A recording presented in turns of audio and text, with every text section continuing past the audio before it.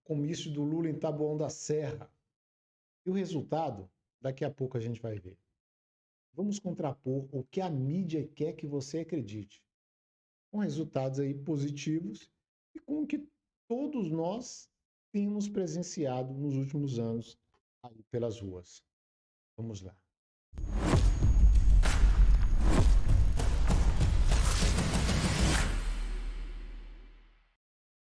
Então é isso aí. E o PT fez o comício lá em Taboão da Serra. Vamos assistir ao vídeo. Estamos aqui, ó, o povão aqui no comício do Lula. Tem obrigação de saber de todas as coisas. Percebeu que o Lula, nesse momento, ele está falando, e olha como que está aqui a multidão que eles esperavam ter lá em Taboão da Serra. Vamos continuar. Para ajudar 10 de essa setembro, família 10 de que foi setembro, vítima de um hoje, genocida chamado O Lula Bolsonaro. tá falando ali agora, ó. O Lula tá falando ali, ó. Ó, o Lula tá ali, hein?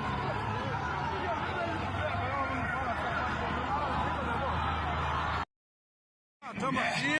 Pois é. Embora a gente sabe que o trabalho de tratamento de imagens aí da equipe do PT é muito boa. Eles vão fazer um trabalho profissional e vai, é claro, levar tudo isso para o horário eleitoral. Querer provar que ele, o ex-presidiário, ainda tem voto do povo. O PT e toda essa imprensa, a gente sabe, está se esforçando ao máximo para que o Lula vença Bolsonaro nesse pleito eleitoral. Estão todos desesperados. Eu não sei se o desespero é porque vai ficar difícil convencer que ele teve voto ou que tem voto aí, caso estejam planejando alguma fraude, ou porque querem realmente é só influenciar os indecisos. Eles não conseguem juntar 5.000 pessoas em um ambiente controlável e a gente sabe muito bem que os sindicatos é que mobilizam funcionário, aqueles petistas de carteirinhas, e não sei, falam que até pagam as pessoas para irem a esse tipo de comício. Isso aí eu não vou dizer porque eu não tenho nenhuma prova para mostrar. Mas o certo é que foi esse fiasco aí que a gente viu. Mas aos poucos a gente sabe que vão se desfazendo aí esse sonho de voltar com um descondenado para a presidência ou para o local, aquele local de crime que tanto Alckmin falou, né?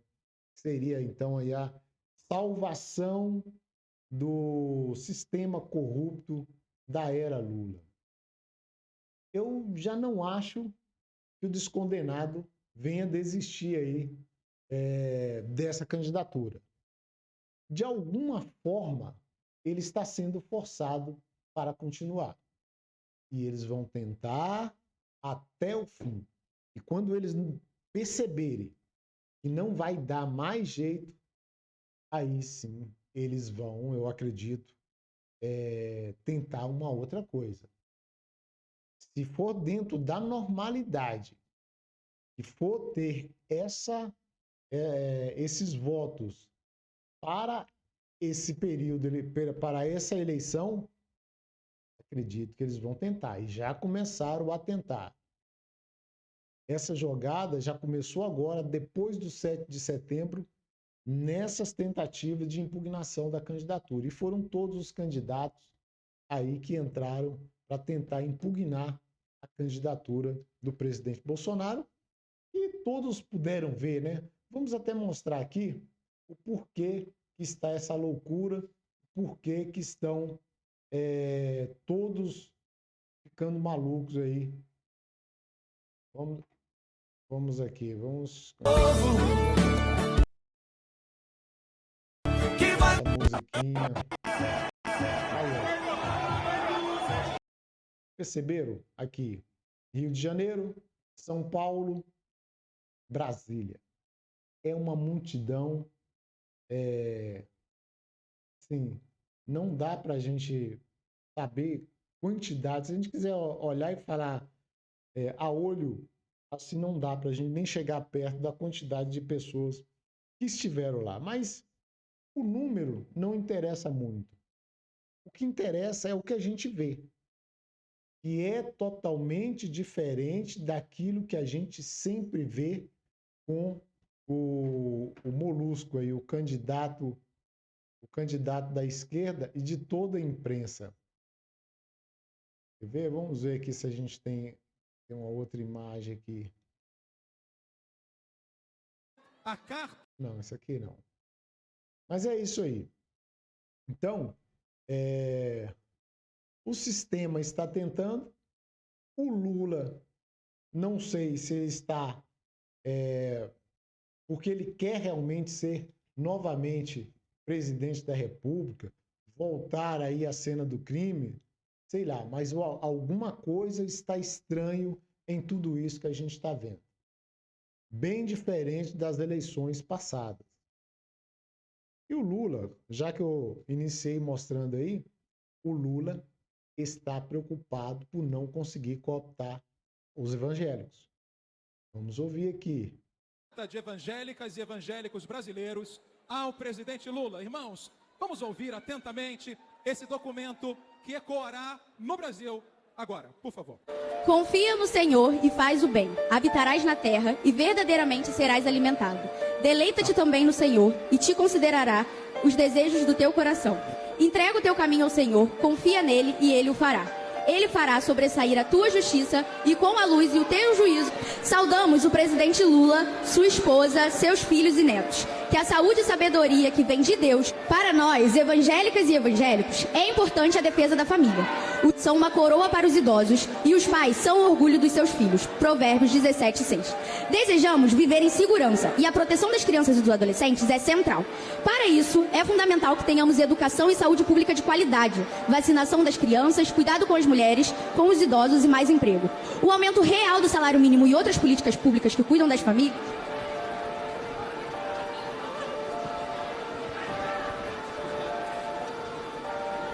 precisam voltar a ser prioridade. Lula, sabemos do seu compromisso e como presidente, vimos que você cuidou da família. Sabemos que você retornará para a presidência para reconstruir o nosso país, que tem sofrido tanto nos últimos anos, e fazer melhor ainda do que já fez. Para estarmos aqui agora. E olha a deselegância do ex-presidiário. Para quem está lendo para ele ali, ó. Ele olha para um lado, mexe para o outro lado, parece que conversa com alguém, enquanto essa moça está aqui lendo para ele, né, as propostas que eles têm para ele. Vamos continuar. Agora, e dentro desse propósito, celebramos que a justiça tenha atestado a sua inocência, como um importante sinal da sua seriedade e sabedoria. Mesmo sabendo da sua inocência, você aguentou uma perseguição sem medidas, mantendo a dignidade, serenidade e o respeito às autoridades do nosso país, como a Bíblia nos ensina. Hoje, sabemos que as acusações contra você foram manipuladas e tinham como objetivo impedir a sua participação nas eleições de 2018.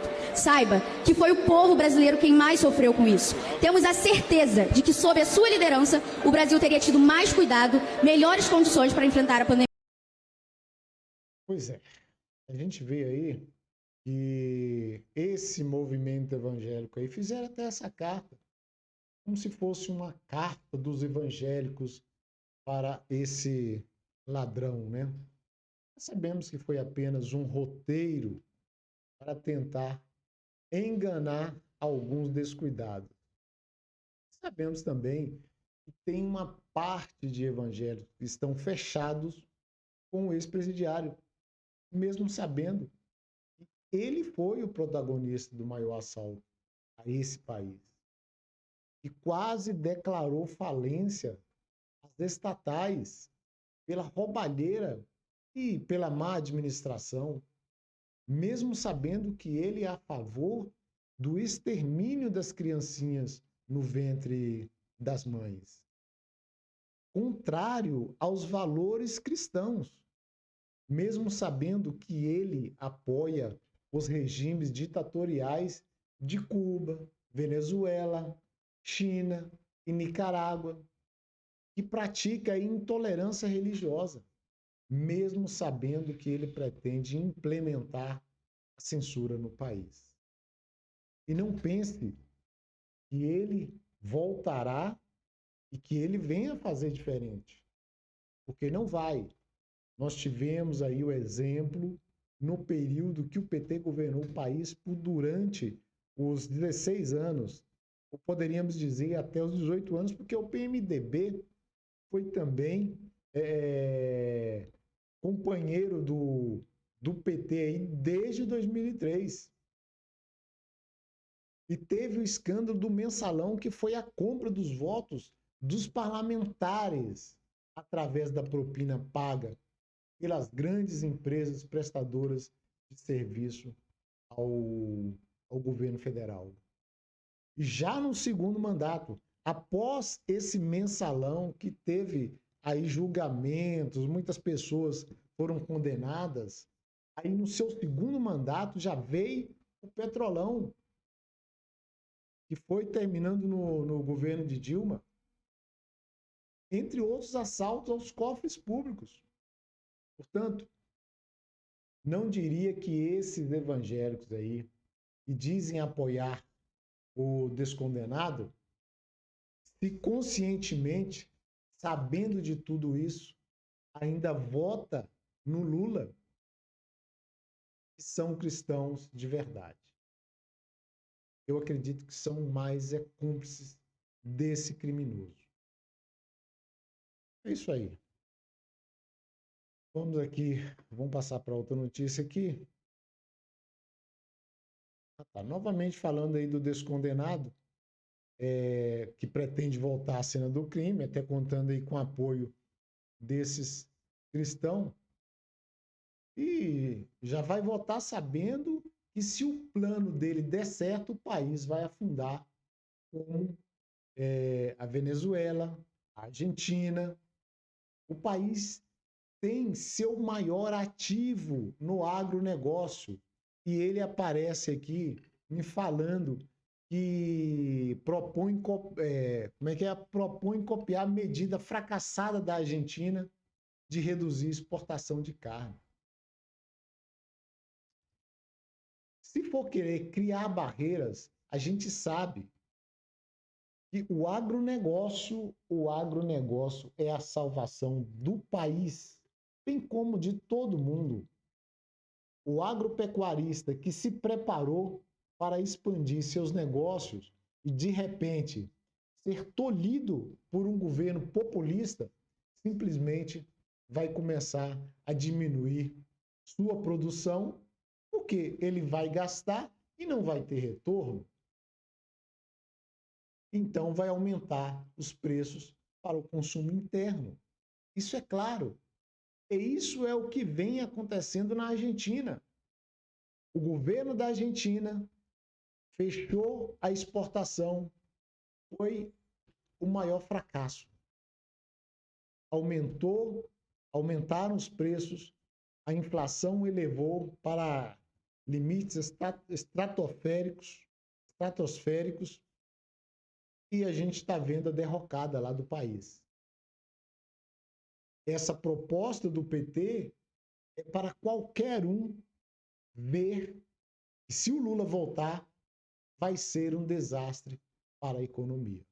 Pode escrever. Vamos a uma outra notícia aqui. Essa aqui é referente ao...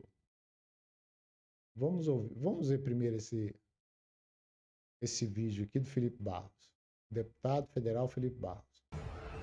Meus amigos de Londrina, deputado Felipe Barros aqui, hoje, dia 10 de setembro, estamos no Estádio do Café, no jogo do nosso querido Tubarão, Londrina Esporte Clube, e eu postei agora que nós fomos vítimas de uma covarde violência política.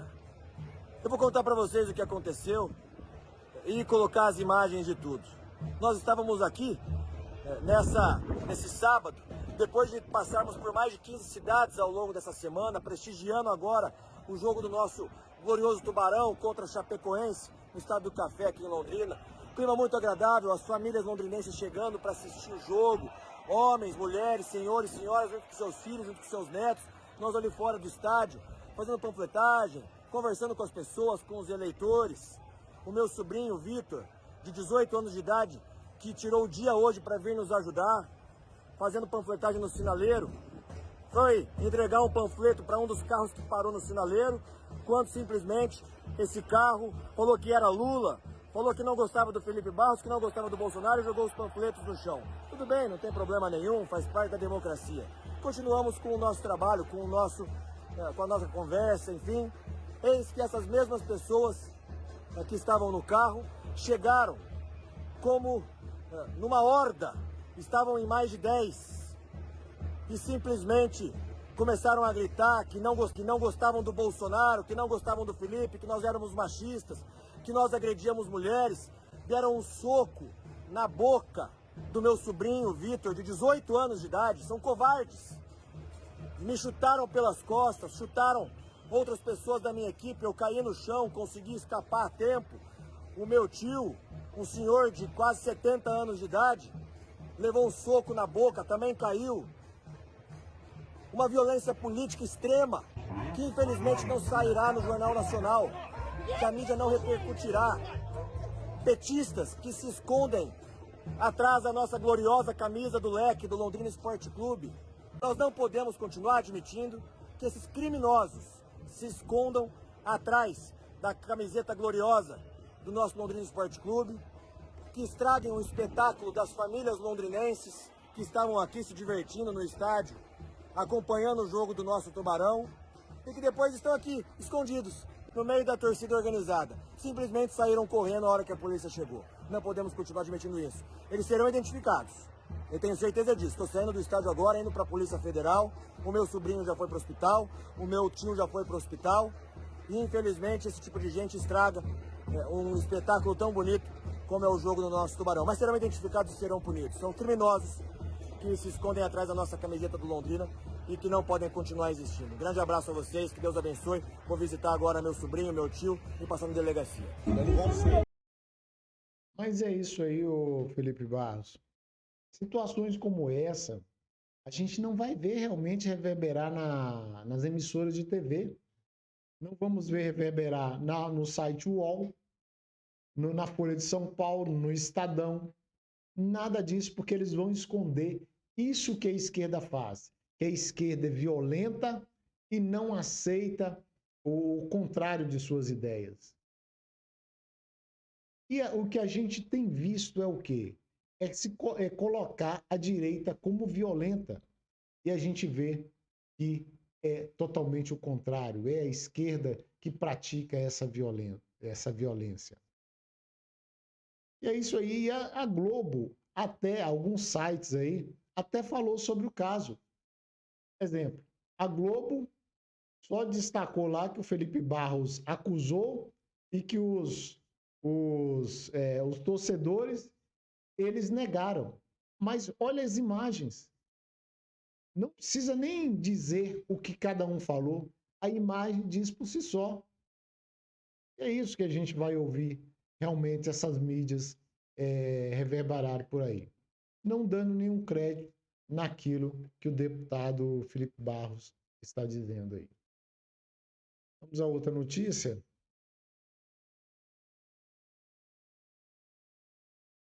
Olha, eu falei da censura que o Lula vem prometendo e o Bernardo Kister fez um compilado das falas do Lula e outros petistas, falando aí da vontade que eles têm de censurar a mídia.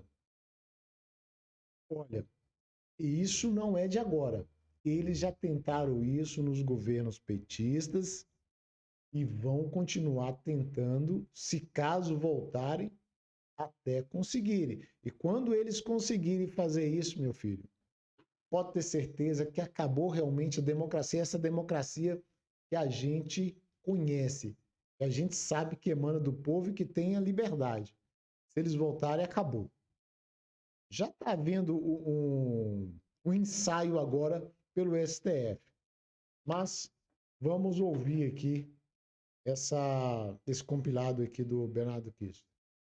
Pedir a suspensão do WhatsApp até finalizar. Nós vamos ter que regulamentar a internet, vamos ter que colocar um parâmetro, vamos ter que fazer uma regulamentação na questão da internet, porque a internet é maravilhosamente bonito, maravilhosa, mas tem muito bandido se apoderando da internet, tem muito descontrole de informações e nós precisamos regular para que seja tratada como uma coisa benéfica à humanidade, uma regulamentação que permita que a gente conduza a internet mais por bem do que por mal. Regular a internet, para que ela seja um instrumento do bem. Nós precisamos entrar nesse mundo para tentar consertá-lo, para tentar moralizá-lo. A decisão do governo cubano também foi dificultar o acesso à internet do povo cubano. O senhor concorda com isso? Ela está sendo utilizada para quê? Do pessoal de Miami tentando fazer guerra com Cuba? Não é possível a gente permitir com isso, Sabino, porque senão a democracia não será consolidada e não será respeitada. A gente utiliza a internet para coisa saudável, para debate político, não para bandidagem como ela tem hoje, ou para o presidente contar fake news. Uma coisa é você utilizar o meio de comunicação para você informar, outra coisa é para fazer maldade. Suspenda o WhatsApp, a primeira coisa é essa. E nós vamos fazer a regulamentação dos meios de comunicação. Essa é uma coisa, sabe, que nós vamos fazer com muito carinho, porque o Brasil precisa disso. Nós vamos fazer uma coisa muito nova. Vai ser a coisa mais nova desse país, para que a gente não fique ouvindo as bobagens que falam que nós queremos controlar a vida, nós queremos fazer censura. Você quer saber se uma pessoa está dizendo a verdade? Olhe nos olhos dele. Que nós queremos controlar a vida. Tem muito descontrole de informações. Isso é uma censura velada. Essas pessoas precisam aprender a conviver com um cidadão democrático como eu. Porque tudo na minha vida é democrático. Tudo. Não vamos permitir ser derrotado pelo Zap, ou derrotado pelo fake news, ou derrotado pelo Telegram, ou pelo Instagram. Entenderam a hipocrisia, a mentira, tudo aquilo que de ruim cerca esse cidadão? Ele entende como democracia aquilo que tem em Cuba. Cuba é uma democracia para ele. No entanto, a gente sabe que lá é uma ditadura terrível, que ninguém tem direito a nada. É um país quebrado, que as pessoas não são livres para pensar. China, ele considera a China uma democracia. Imagina, então, o que ele quer fazer aqui no país. Vamos a outra notícia. O Estadão fez um editorial aí pro Lula, né?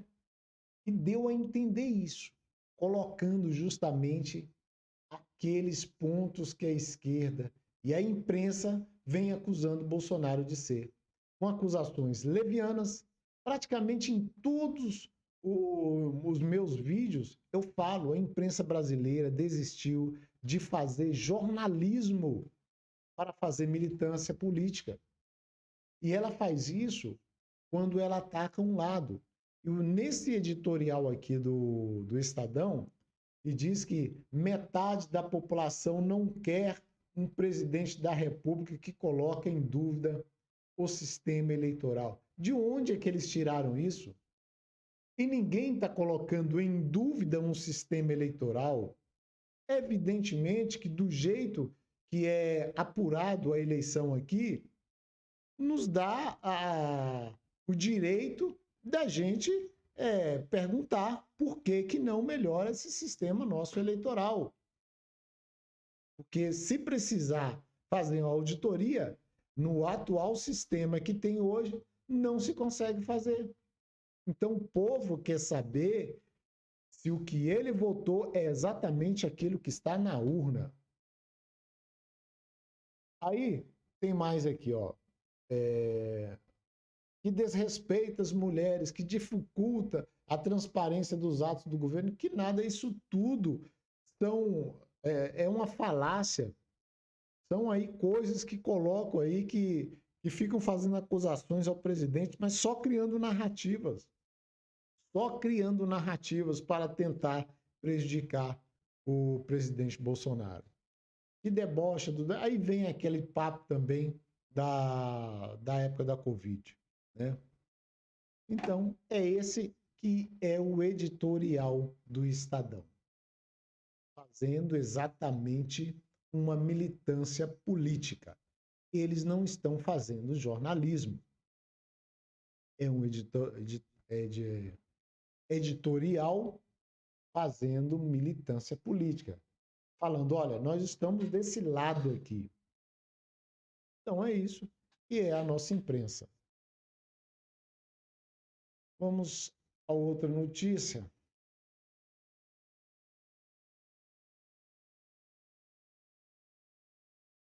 Aqui, voltando aqui a... Vamos olhar aqui esse vídeo. Aqui quem fala é a Maria do Rosário, você é da Santíssima Trindade. Nós estamos aqui com Lula presidente, Olívio senador, Edgar Preto governador. É o time da esperança, é o time que quer fazer o Brasil se desenvolver, mais empregos, comida na mesa e botar para fora esse genocida que não cuidou, que não trouxe a vacina a tempo de salvar as vidas no Brasil. A Maria do Rosário fazendo aí uma manifestação pró-Lula, deputada Maria do Rosário. E aí ela conseguiu chamar uma pessoa, que é aí a Dona Irene. A Dona Irene foi aí se manifestar em favor do Lula. Uma pessoa foi manifestar. Dá para entender? E o Luiz Fernando solta aquela risada e a de linha aí, ó. Olha a multidão junto com a Dona Irene. É brincadeira. E aí são os 44%. E isso seria engraçado. Mas se tudo que a gente vem tendo até agora não despertasse aí uma preocupação. Que tem jornal dizendo que os eleitores do descondenado são silenciosos. Eles não saem às ruas. Deve estar em hibernação. Só pode. E seria hilário mesmo se a gente não tivesse assistido o ministro Fachin. O ministro Fachin do Supremo Tribunal, do STF e do TSE chamar embaixadores e dizer que eles deverão reconhecer os resultados no dia da eleição. Como pode ele falar isso? Trazer embaixadores fazendo aquela pressão para eles reconhecerem o resultado da eleição. E o Boni insistindo naquela fatídica entrevista lá com Jair Bolsonaro, o Boni insistindo que o presidente se comprometesse em aceitar o resultado quando o TSE divulgasse o vencedor. Aí você para e pensa, o descondenado não consegue levar 5.000 pessoas em uma manifestação, enquanto o presidente arrasta multidões, como nós vimos aí no início. Sempre se manteve dentro das 4 linhas da Constituição, como ele mesmo diz.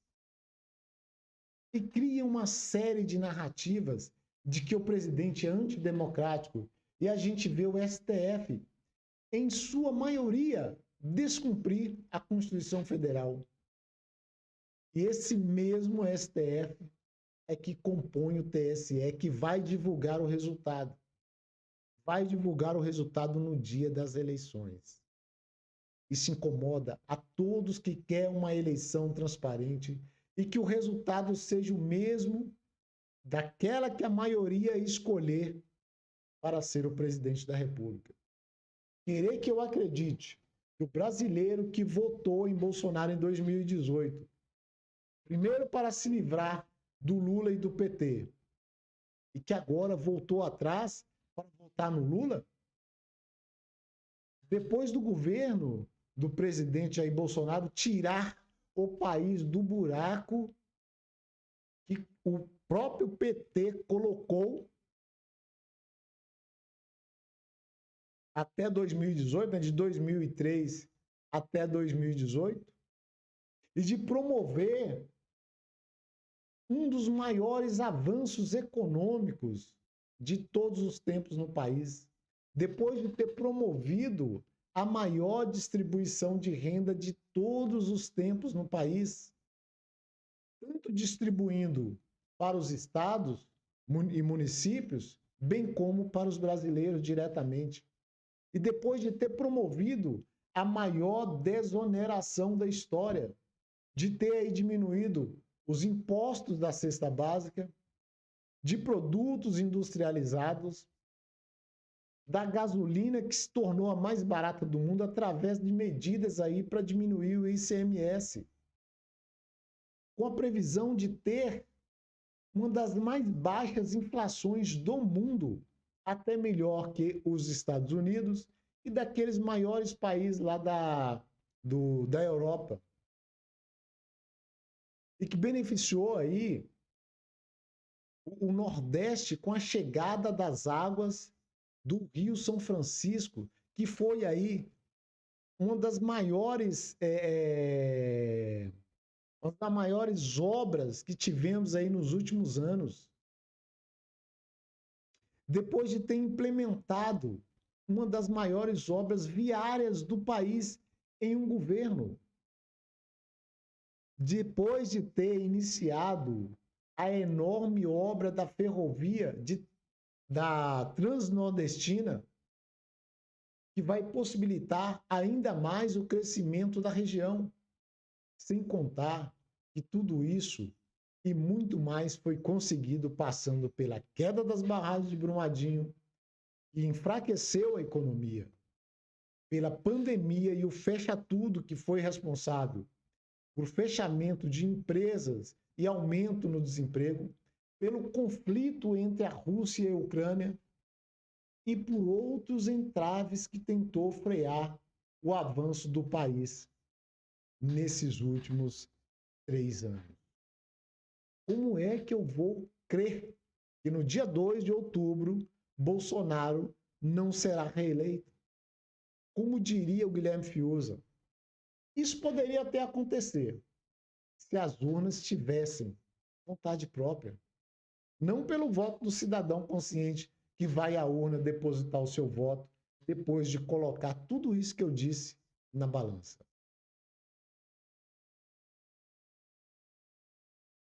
Vamos caminhando para o final aqui. Vamos mostrar mais uma vez aqui essa também manifestação aí do PT.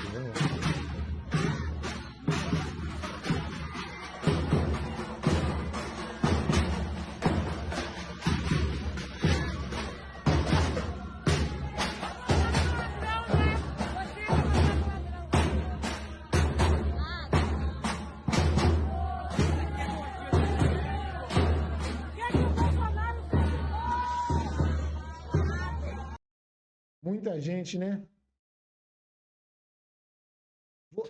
Vou ter que acreditar nisso? Vou acreditar nas pesquisas que colocam o molusco lá na frente? Com 44%, 45%, 300%? Dá para acreditar? Olha outra aqui. Olha os 44% do Lula aí. Eu vou ter que subir aqui na árvore aqui para poder filmar, senão não vai dar não. Olha lá. É muita gente, meu Deus do céu. Olha os 44%. Aí você vê o descondenado criticando a redução no preço da gasolina. E votou, o PT todo votou contra as melhorias que o governo Bolsonaro trouxe para as pessoas. O PT, durante esses quase 4 anos, só fez sabotar o governo. E vamos colocar na balança aí também esse último reajuste aí que foi dado aos enfermeiros de todo o Brasil, que um petista foi lá travar no STF. E pelo jeito vai continuar travando, porque aqueles ministros de esquerda estão lá votando e, pelo jeito, não vai ter jeito de dar esse reajuste agora, porque o PT não quer isso. O PT não quer que dê o reajuste para os enfermeiros. Bom, e para terminar, o governo do presidente Bolsonaro ultrapassou aí a entrega dos 400 mil títulos de propriedades emitidos em pouco mais de 3 anos. E o INCRA concedeu quase 100 mil títulos de propriedade a produtores rurais. E isso nunca aconteceu em nenhum governo. Isso é levar dignidade para as pessoas. Não são muitos feitos que a gente poderia ficar horas e horas falando aqui e não terminaríamos de falar tudo aquilo que houve nesses quase 4 anos de governo Bolsonaro. E a gente nem fala a respeito de ser um governo honesto, sem nenhum caso de corrupção nesse governo. Se falam outras coisas aí, são tudo falácias, invenções, e querem pregar alguma pecha. E querem desfazer aí o que o governo fez durante esse tempo em que está no governo. Com isso, ficamos por aqui. Até o próximo vídeo. E ficam aí com o que foi mostrado lá no Rio de Janeiro dessa manifestação belíssima nos 200 anos da independência do Brasil.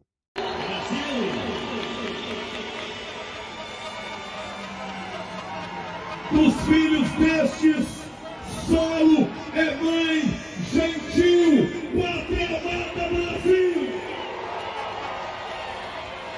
Antes da gente começar, presidente, eu peço licença ao senhor. Tem o hino nacional, por favor.